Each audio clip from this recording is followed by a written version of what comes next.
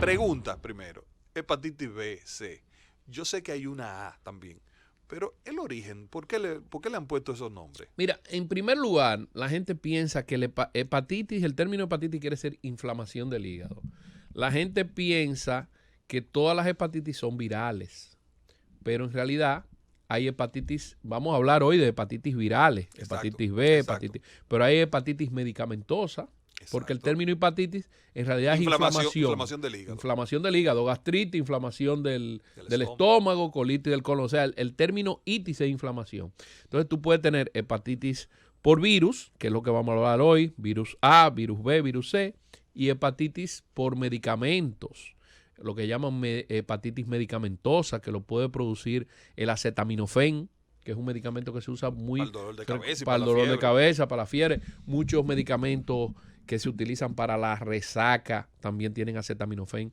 Entonces el paciente ha tomado mucho alcohol, porque también puede haber una hepatitis alcohólica aguda por exceso de alcohol, y que tiene una mortalidad alta porque el paciente se pone amarillo, ictericia, le da fiebre y puede llevar a un fallo hepático severo agudo. Entonces, es importante saber clasificar las hepatitis. También por drogas ilegales también te puede producir una hepatitis. Pero en el caso que nosotros vamos a hablar de hepatitis A, de hepatitis B y de hepatitis C. Como te dije anteriormente, la hepatitis A es una hepatitis. ¿Por qué no se le da tanta importancia? Porque se cura sola. La hepatitis A es la que Prácticamente a todos nos ha dado a hepatitis. todos el paciente se pone amarillo, le da fiebre, inclusive tiene un poco de hepatomegalia, le crece el hígado, y con tratamiento, o sea, con reposo, hidratación, el paciente se cura. La causa de esa hepatitis A. El virus A. La causa es un virus. ¿Cómo se adquiere? Se adquiere por vía oral, fecal-oral, el virus A. O sea, lo que comemos feca Comer, no, puede ser también. es contaminado. No, las manos contaminadas, el agua contaminada, las legumbres que hayan tenido el agua contaminada. O sea, todo lo que entra, un beso también te puede producir una hepatitis a diferencia de la hepatitis B y C, que esas no se curan solas y esas van a la cronicidad. Exacto. Vamos a entrar a la C, a la B y a la C. Mira, la A yo recuerdo que a mí me dio A estando pequeño. Y eso, lo que tú dices, me pusieron en reposo, comer bajo de grasa. Recuerdo yo que yo bebía mucha malta en esos días. Y prácticamente 10, 15 días ya yo estaba de nuevo en la escuela. A los pacientes les gusta que le pongan un suero de colores. A veces de colores, sí, sí, que era complejo B. Entonces, no, a ti no te pusieron tratamiento. A mí me pusieron un suero de colores. Era el complejo B que se ponía, que también ayuda al metabolismo hepático. Y me insistía que no me moviera mucho. ¿Eso tiene razón de ser? Cierto. Cuéntame. El reposo es importante porque en todos los procesos virales, el reposo, la hidratación y la buena alimentación es importante. Inclusive que estábamos hablando ahorita fuera de la radio, el coronavirus, el tratamiento, además de que se están utilizando antivirales, por eso la cuarentena, el aislamiento, es reposo. El paciente tiene que estar acostado en cama, porque eso favorece a que los anticuerpos, a las defensas y los anticuerpos se curen más rápido el paciente. Entonces el reposo es muy importante. Mira, pues vamos a entrar ya en materia, Sidney, si te parece. Vamos a hablar de estos dos problemas de salud pública mundiales, podemos decir así, que es la hepatitis B y hepatitis C. Vamos a comenzar con la B, en el orden, diríamos, del alfabeto. En el orden del alfabeto. Antes me gustaría hablar un poco del hígado. Ah, sí. Porque como dijimos que la inflamación del hígado... No podemos estar hablando de enfermedades, de inflamación, sin saber qué es este órgano, dónde se encuentra. Exactamente. El hígado es un órgano que mide 3.3 libras, o sea, 1.5 kilogramos. Pesa. O sea, pesa y mide 26 centímetros. Es grande. Es grande, 26 centímetros, ocupa todo el reborde costal derecho. Y un poco el epigastrio, o sea, el centro del abdomen.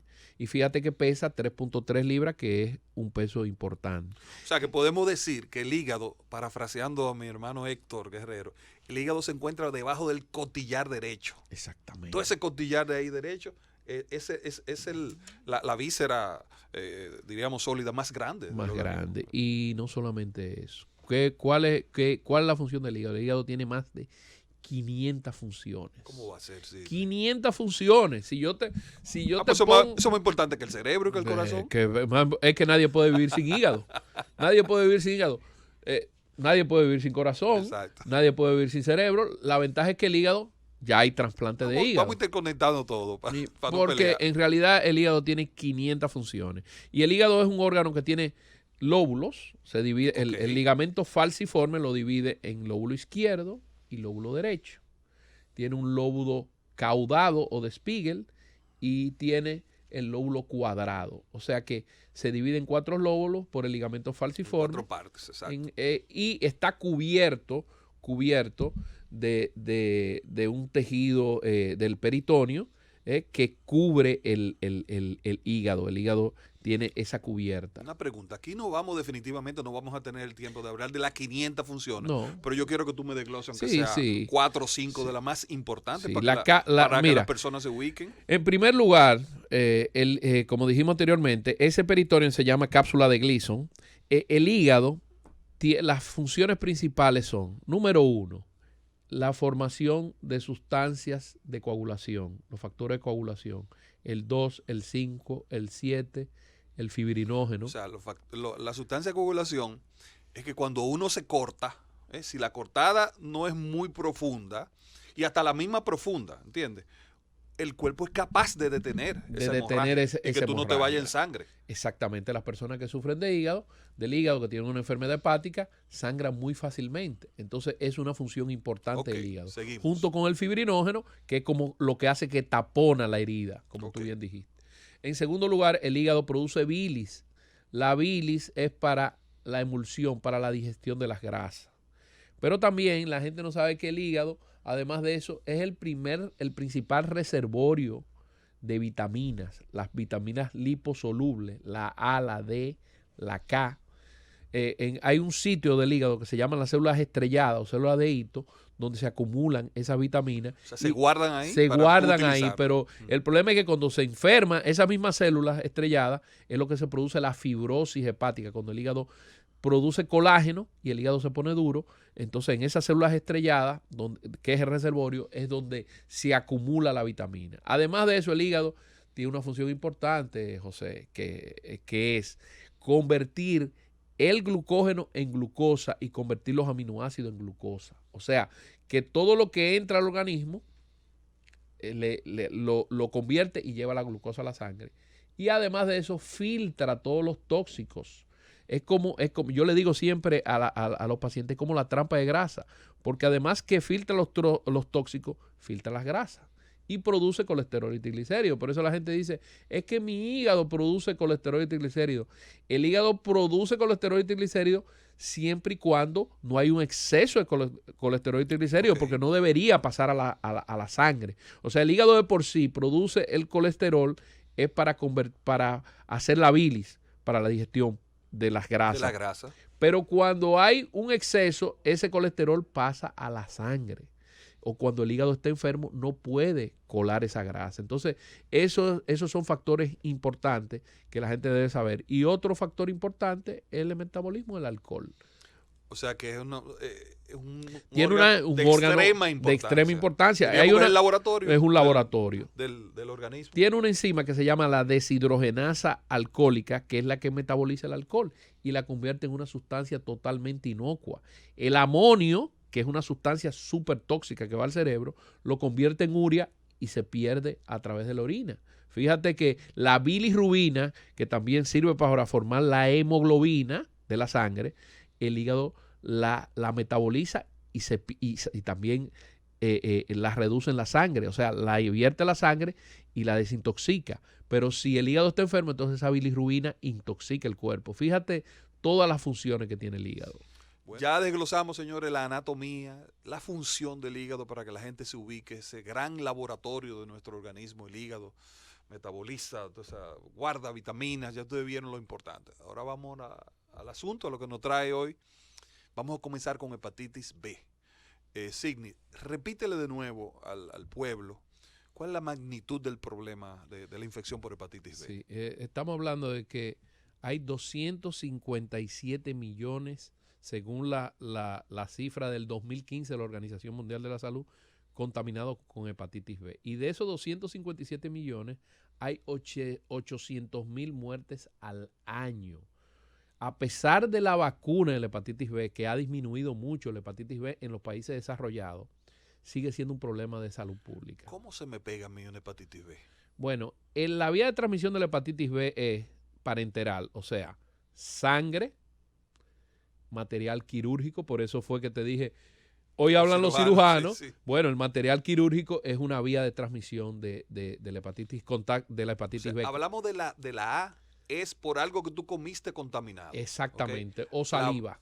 O saliva. La B es parenteral. Sangre. Tanto la B como la C es sangre, material quirúrgico, tatuajes, piercing, transfusiones sanguíneas. También, esa no es la vía más importante, las transfusiones. Las transfusiones.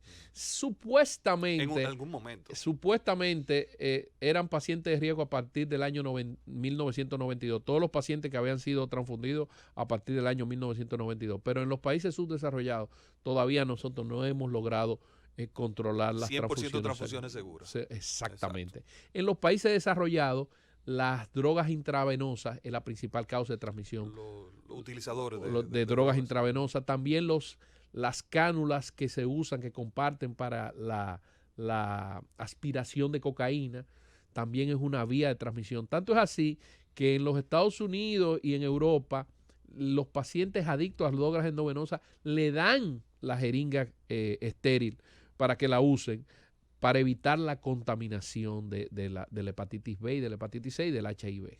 Sexo. ¿Hepatitis B también se puede transmitir? El sexo es una vía de transmisión, sobre todo cuando hay contacto sexual traumático, por eso es más frecuente en los homosexuales.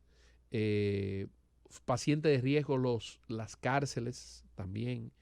Y los piercing y los agujeros corporales, si no están bien estériles, puede ser un factor de transmisión, igual que los tatuajes. Yo tengo un paciente que se tuvo la transmisión de hepatitis B y él me dijo, doctor, pero a mí me abrieron todo el material quirúrgico con el que me iban a tatuar, porque se usan como unas agujas. ¿Qué sucedió?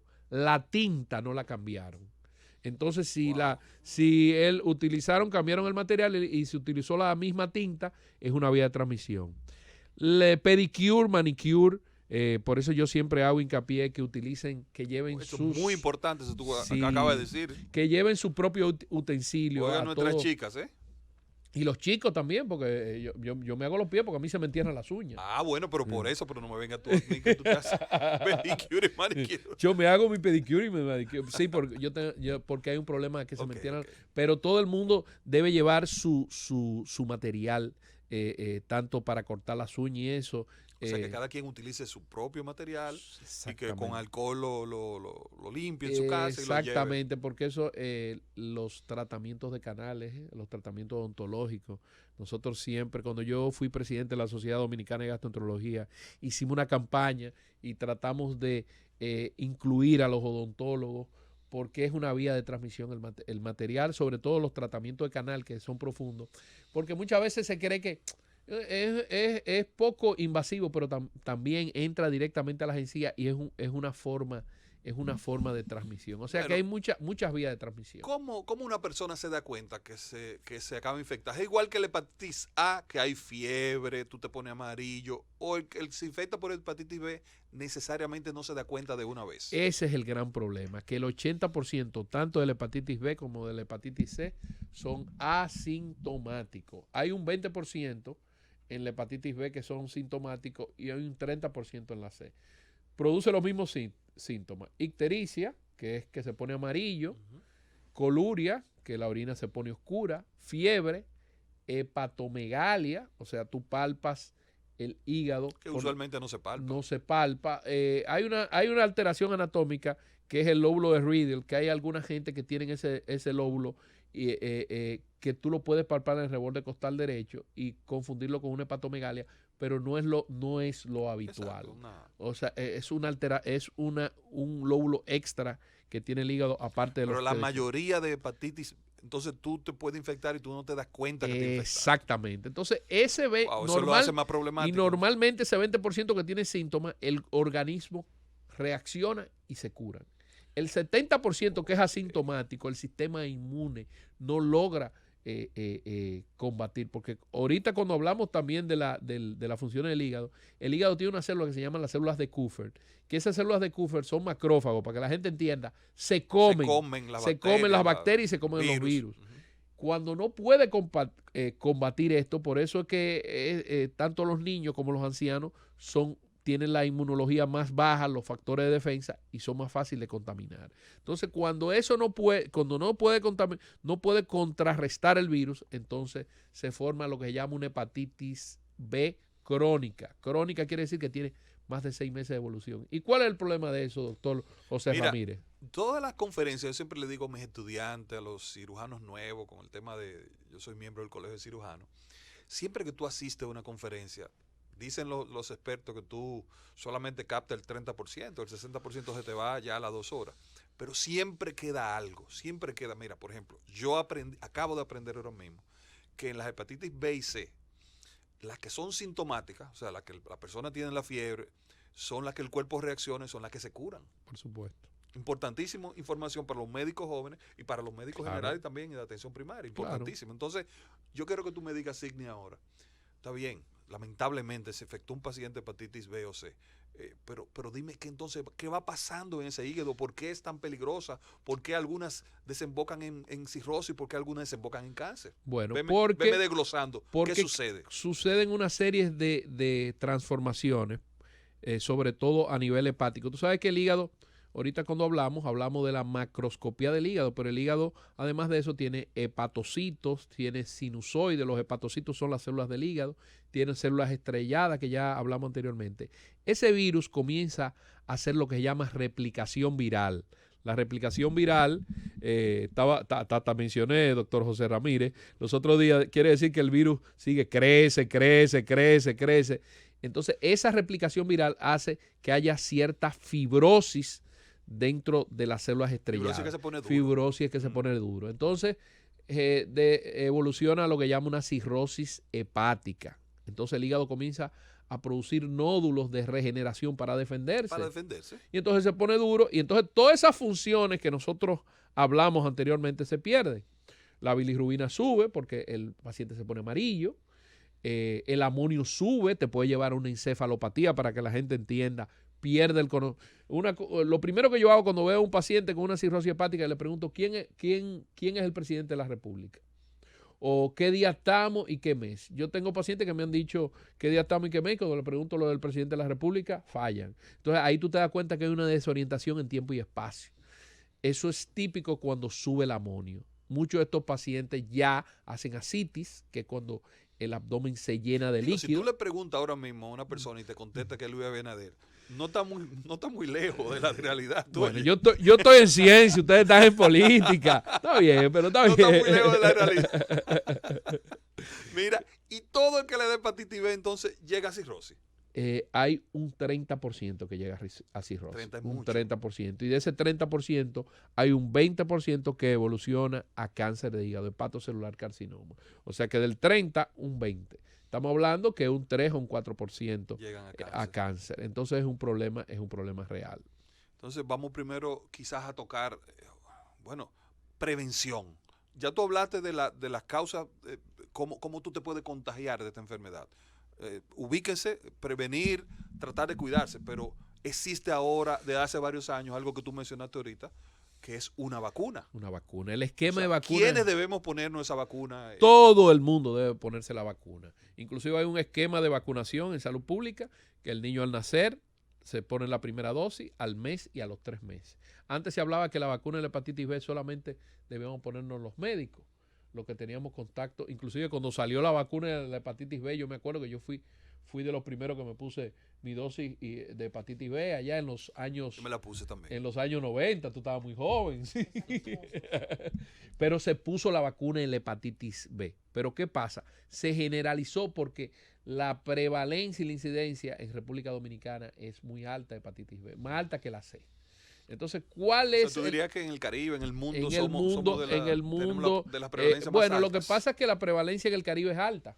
Entonces nosotros tenemos a nuestro vecino de Haití también, que tiene una prevalencia alta, y la inmigración ha influido en que haya subido la hepatitis B, porque tú tienes los controles y vacunas a los nacionales dominicano, pero si no vacuna a los extranjeros o si los extranjeros no tienen un control de las vías de transmisión, también aumenta la incidencia de hepatitis B. Es un problema de salud mundial. Si un adulto ahora mismo que no está seguro o si no lo vacunaron cuando pequeño, ¿debería vacunarse? Sí, por supuesto. Todo el mundo debería vacunarse. ¿Cuál es el requerimiento para vacunarse con la hepatitis B? En primer lugar, que no tenga el antígeno de superficie, que vamos a hablar del diagnóstico, positivo, porque si ya tiene el virus, no vale la pena que se vacune. O sea, si el paciente es antígeno, ¿cómo se hace el diagnóstico de la hepatitis B? Por una prueba de sangre, que es el antígeno de superficie. El antígeno de superficie te dice que tú eres B positivo. Entonces, si tú eres B positivo, no vale la pena ya vacunarse. Ahora, si no tienes el virus, porque el virus es el mismo, la vacuna es el virus inoculado. Entonces, se puede producir una complicación e inocularle más virus. Pero si tú no tienes el virus, debes vacunarte y la vacuna son 3 dosis. La primera dosis, después la segunda dosis a los 3 meses y a los 6 meses. Y confirmar que el anticuerpo, que tú generaste el anticuerpo. Porque si no has generado el anticuerpo, está recomendado una cuarta dosis. Sirvió, o sea, la cuarta dosis te va a hacer que te produzca el anticuerpo, porque no puede haber antígeno de superficie positivo con el anticuerpo positivo.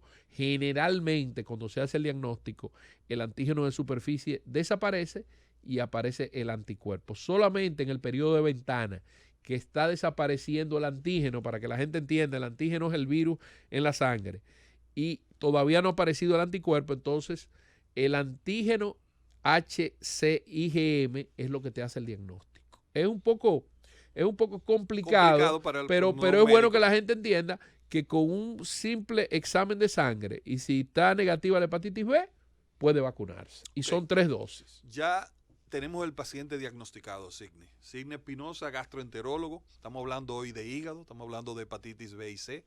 Ya tenemos el paciente diagnosticado con la prueba sanguínea que tú dices. Tratamiento, ¿se tratan todos? ¿No se tratan todos? Cuéntame, vamos a hablar un poco. Hay un esquema de tratamiento. Mira, si antes se hablaba de portadores sanos, ya el término portador sano no se utiliza. Portador sano era el paciente que tenía hepatitis B sin síntomas. Ya nosotros tenemos muchas formas de estudiar el virus. Por ejemplo, ¿qué nosotros hacemos? En primer lugar, la carga viral. La carga viral nos dice la cantidad. Al que dio positivo, entonces el segundo paso es hacerle la carga viral. Porque la carga viral te dice la cantidad de virus que tú tienes. Ya se ha hecho una clasificación de unidades internacionales y a partir de 2000 de unidades internacionales de carga viral está indicado el tratamiento. Igual, si tiene las transaminasas altas, está indicado el tratamiento. O sea que prácticamente solamente no se trata el paciente que tiene la carga viral en cero y con las transaminasas normales, porque aunque tú tengas la carga viral bajita, por debajo de 2.000 unidades internacionales y las transaminasas estén altas, ese paciente también debe tratarse. Las transaminasas, para que la gente entienda, son unas enzimas que se producen en el hígado, que son la TGO y la TGP, que es lo primero que aumenta cuando hay hepatitis o algún daño hepático, tanto la transaminasa oxalacética como la pirúvica. Entonces, estos pacientes deben tratarse. ¿Cuál ha sido lo nuevo en la hepatitis B? Lo nuevo en la hepatitis B es que hay antivirales que actúan directamente sobre el virus. A diferencia de la C, que ya se ha logrado curar. Vamos para la C ahora. Espérate. La hepatitis B no se ha logrado curar, pero con el tratamiento nosotros evitamos lo que se llama la replicación viral. ¿Qué es la replicación viral? Que el virus siga creciendo y produzca una cirrosis hepática o un cáncer de hígado, un hepatocelular carcinoma. carcinoma. ¿Qué éxito tienen esos tratamientos actuales de la hepatitis B? Los tratamientos son buenos, el problema es que el paciente siempre va a ser hepatitis B positiva. O sea, por ejemplo, el tratamiento, nosotros tenemos, en nuestro país tenemos el tenofovir. Hay otros tratamientos como el adefovir y el entecavir. El tenofovir es una pastillita que se le da todos los días al paciente. ¿Y cuál es el éxito? Que tumba la carga viral, te la lleva en cero, un 90%, hace que las transaminasas se normalicen y evita que ese virus siga replicando. Evita el deterioro del hígado. El deterioro, exactamente. La respuesta es muy buena, que antes no había tratamientos efectivos. De cualquier manera puede transmitir el virus. Sí. Los seguros cubren el tenefovir, todo eso. Hay algunos seguros que lo están cubriendo. El tenefovir... Pero ¿por qué hay algunos seguros? Porque eso no es parte de los medicamentos que puede usar un paciente con una prevalencia tan alta. Sí, exactamente. O sea, ustedes en la sociedad han tratado eso, nosotros hemos tratado y todo eso. Mira, el 80% de los seguros están cubriendo los antivirales de la hepatitis B. Ahora, de la hepatitis C, el tratamiento es mucho más caro